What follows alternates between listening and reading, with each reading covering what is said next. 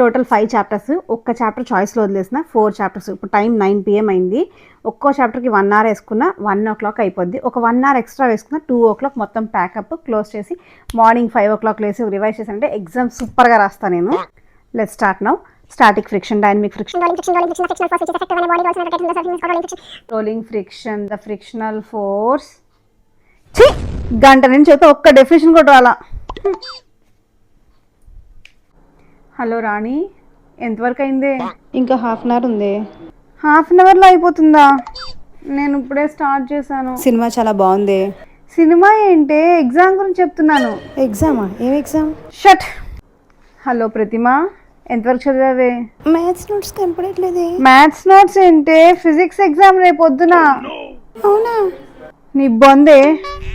So ఎవరు ఇంకా చదవలేదు, హ్యాపీగా రిలాక్స్గా చదువుకుందాం. ఇంకా rolling friction, rolling friction, rolling friction.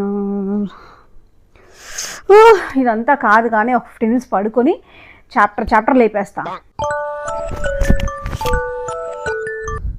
15 minutes అంటే 5 hours అయిపోయింది ఏంటి? ఓరి నాయనో, రేపు ఎగ్జామ్ ఎలా రాయాలి నేను? ఒకవేళ ఎగ్జామ్ ఫెయిల్ అయితే ఇంట్లో వాళ్ళు ఏమంటారో. నరుకుతారు బాబోయ్.